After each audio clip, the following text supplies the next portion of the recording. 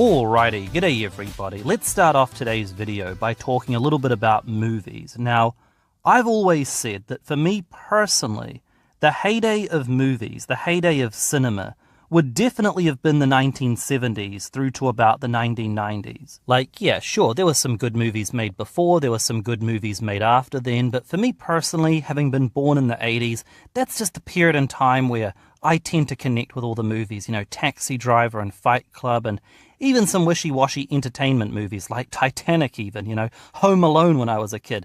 All of my favourite movies are from that 70s to 90s bracket. That's just when I think they were at their best. And even movies during that time period which were good but not great still seem to be better than what's considered a great movie in this day and age. However, there's always been a type of movie, regardless of the generation it came out in, that I've never really enjoyed. And it's the movie where a bunch of people, a bunch of normies, have to learn a new routine, whether it be a dance routine or a singing routine, and they have to learn it in a very short period of time. And the movie is kind of based around all of the trials and tribulations that go in learning that new routine. And literally every single dumb cliche that a movie can have is thrown in there, like the love story and the learning something about yourself that you didn't know before, and the nerdy kid becoming popular. It's always the same dumb cliches thrown into these movies, and I've always kind of hated them. And now, based on a Netflix trailer, it appears that we have another one. Although this time it's a little bit different. This time it involves 11-year-old girls played by actresses in their early teens, 13, 14. And these young girls who play 11-year-olds, they have to learn a new twerking routine. And along the way, they discover their femininity and their adult sense of identity through the use of these dance moves. And I've only seen the trailer, and it honestly looked pretty damn terrible. I just don't think we need another movie about dancing or twerking or singing. I don't think we need a movie about discovering your femininity through the use of these provocative dance moves. I just don't think that the world needs that right now. I think we need good movies again, but I don't think we need trash like this. But it's not the fact that from an artistic perspective this movie looks like garbage. It's the fact that it involves 11-year-old girls doing twerking. That's what people are triggered over. And it's not just a bunch of normies. Everybody from different corners of the political spectrum, everybody thinks that this is just a pool of degeneracy. And what I want to do is I want to expand on a topic that I want to talk about that this very much relates to.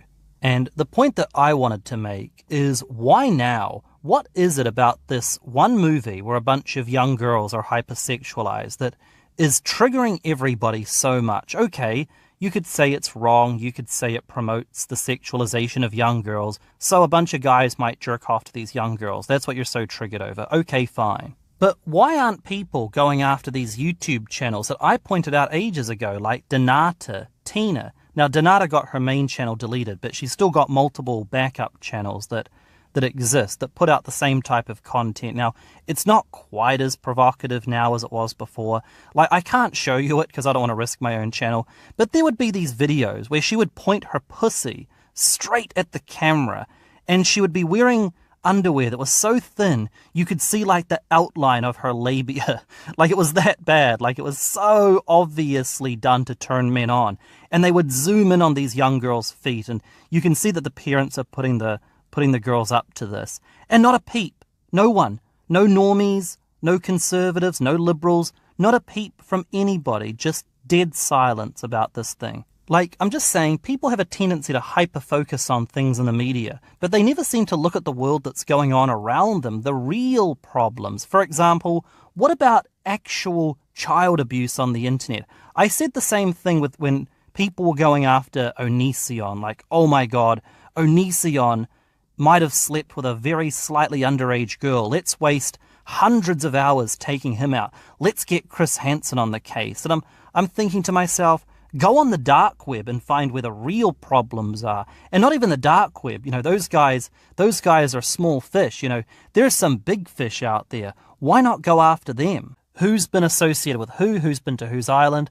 Common stuff. But going back to this movie, Cuties, I understand that there's a group of people out there, many of whom actually suffered abuse as children, who will always fight back against any attempt by any group of people to legitimize the sexual exploitation of young children. I understand that there's a group of people out there who are not virtue signaling or anything. They're legitimately trying to fight back against this sort of thing. However, there's also another group of people who I would loosely associate with social justice warriors, and they have this kind of mob mentality very similar to social justice warriors, where what they do is they will discover a young couple on the internet who made a racist TikTok video, as what happened a few months ago. Like, this young couple on TikTok, they made this video where they used the N-word and everything, and this group of people, I'm talking about this mob justice mentality people, they went after this young couple who had made this racist video, and they doxed them, and they harassed them, they sent them threats. And again, yes, the couple made a video that you would deem as being somewhat offensive if, you're offended by racist jokes, right? But the backlash against this teenage couple was so extreme, I believe, if I'm not mistaken, the girl herself was violently assaulted. And these people, it was just ruthless what this mob that went after them was trying to do to these people. And even a lot of anti-racist YouTubers were saying, hey guys, hold up, the couple have already apologized. This video was surfaced from over a year ago, and the girl has since apologized. Like, what are you doing? But no, nothing was enough to make justice for what this couple had done. No amount of internet punishment was sufficient enough to really put this couple in their place for making a racist TikTok video. But for me, I remember thinking to myself, if you were to go over to the website 8chan, which is a variant of 4chan, it's kind of like an offshoot that was created a couple of years ago, you would find the exact same type of racist jokes made in those forums literally every single day, except those people are a lot more dedicated. So why don't these people who are so outraged at what this young couple did in their racist TikTok video, why don't they go over to 8chan and fight the good fight over in the comment sections of 8chan? Why don't they do that? And it's because they would get blown the fuck out by all of the Pepe the Frog type dudes over on 8chan. They would just get called triggered snowflakes by these guys. So they would have no power, which is what it's all about. I remember the same thing happening a few years ago with those two teenage girls on YouTube who made a racist video. And once again, they got expelled, they got doxxed, they got harassed, they got every bad thing that could happen to them, and they made teary-eyed apology videos, but they just kept getting stalked and harassed, and it just went on and on and on. Whereas, meanwhile, you could easily go over to a website like DLive and find people making the exact same jokes, the exact same racist comments and everything every single day. And again, they're more dedicated. They actually believe it. They're not just teenagers having a misguided sense of humor.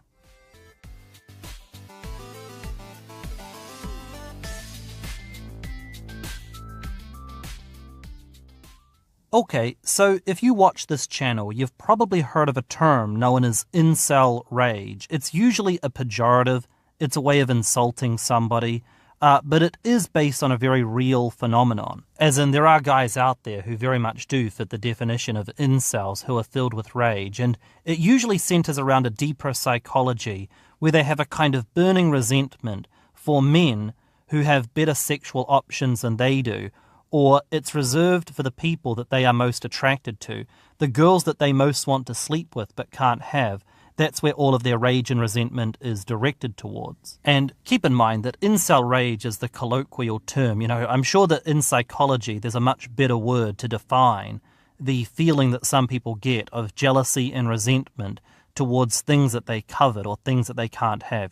I'm sure in psychology there's a much better word for it. But anyway, the point that I'm laboriously trying to get to is that incel rage in its pure form is very, very simple. It's a man who can't get laid, having a burning resentment towards the girls that he's attracted to, and openly kind of admitting to himself that he wants to destroy them for having rejected him. Or at least that's the way he perceives the situation. Half the time he wasn't even rejected, he just didn't make any approaches or whatever, but in his own mind he has this playbook of what's happened in his life and who's to blame for it. And that's what incel rage is. But now, after several minutes of preamble, I want to give you my hot take, which is that incel rage can mutate like a virus. And essentially what happens is that rather than having all of that incel rage directed at Chad and Stacy, it gets kind of misdirected towards people that you don't like politically and other things like that. Like, for example, it could be politics, but I've seen incel rage get channeled into a lot of different avenues. But just for the purpose of this video, We're going to talk about woke incel rage, guys that secretly have that same switch in their brain, which is misfiring, okay, sending them missed signals, who happen to identify with a lot of that woke politics, okay? We're just going to focus on those guys. Now, these people, they think that they don't like racists. You know, they're so against racism, they're so against every type of ism, right? But the thing is, they never go and focus on some middle-aged man on D-Live who says something racist. But all of a sudden, when a girl that they are attracted to in some way, a girl that is kind of symbolic of the girl that they could not have in high school, when she says something racist, now they're out to destroy her life. You know, no amount of punishment is sufficient enough. But they don't care about people they're not even attracted to saying something racist. But when a pretty girl says something racist, it's like, oh my God, let's destroy her life. Do you see the parallel here? Do you see what I'm saying? Okay, do you see how this relates to incel rage? Have I explained myself properly? But like I said, this is not universal, okay? It's just a kind of trend that I've noticed. I think I'm onto something here, I really do. Now, one of the pieces of advice that I sometimes get from people is that I shouldn't get too political on this channel, that one of my core strengths as a YouTuber, and I don't consider my channel to be very good, honestly. I think that I have potential to make really good videos, but honestly, I think I'm sort of in second gear so far. I think that fourth gear is there, and I'm nearly there, but I've still got work to do. I think my channel would be best if I put together like 1 hour documentaries on things. I think, and when I say documentaries, I don't mean on like normie stuff like some YouTuber that fell from grace, but, you know, real like analytical things. I think that's where my strength would be, but, you know, who knows? Actually, speaking of YouTubers who fell from grace, I actually had a conversation with Matt Jarbo the other day, Mundane Matt, the Quarry King. And I chatted to him a little bit about his dead YouTube career. Not like as a troll, but I actually, because I've always secretly kind of felt bad for Mundane Matt. Like I've always kind of felt that he got a bad rep. And I actually said to Mundane Matt, I was like, one of the reasons why people ultimately stopped watching your channel is not just that you flagged people. It's that the reason why people stopped watching Mundane Matt is that, you know, all his channel ever was like an unedited version of Philip DeFranco.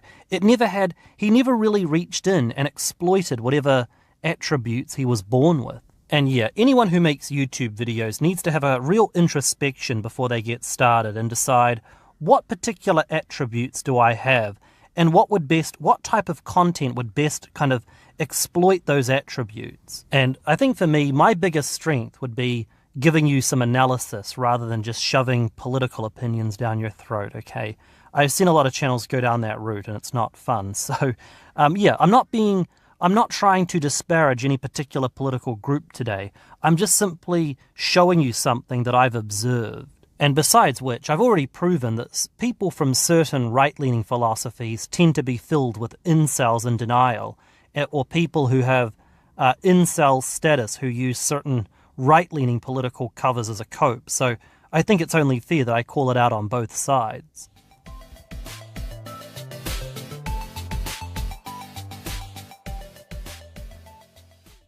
Okay, so I've just finished the editing for this video, and I just wanted to do a little bit of a summary because, like I said, this video was inspired by the Cuties movie trailer that came out. And again, I'm sure that there's a lot of people who are genuinely quite horrified by the premise of this movie, and they genuinely are very put off by the premise that a bunch of young girls, you know, pubescent girls, get into twerking. And I'm sure that a great number of you hadn't even heard about this movie trailer that everybody's so triggered over. And that's probably a good thing because, I've said this before, try and stay away from anything mainstream, you know.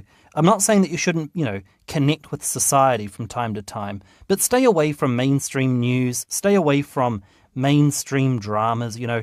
Don't get caught up in the hype of the drama, you know. Don't get caught up in anything mainstream, okay? It's okay to have an opinion, okay? If you want to talk about BLM or something, you know, you want to have your opinion or whatever, that's perfectly fine. But, you know, don't get wrapped up in these things. If it doesn't affect your life in any way, it's probably not something that you should be paying attention to. But in the case of this Cuties movie trailer, it got kind of shoved in front of my face by the YouTube algorithm, and people who tend to care about this stuff, unironically, they were talking ad nauseum about it, and it just kind of got me thinking about how the internet is full of people who are constantly outraged over things that, they're rubbing their hands about what's wrong with society. But oftentimes they don't focus on the big picture. They focus on these little Mickey Mouse things, and they don't really care. They don't seem to care about actually addressing the deeper problems. They just sit around kind of ranting and raving about things they see in the media. In fact, if you look at all of the worst laws that have been passed, the most counterproductive laws that have ever been passed, it seems that they're usually motivated by a knee-jerk reaction. It's motivated historically by soccer moms out in the suburbs getting triggered and wanting to pretend that they're doing something to fight a systemic problem, but they're not really. It's just a way of coping and making themselves feel better. So whenever I see the normies on the internet getting triggered over anything, I usually take it with a very big grain of salt.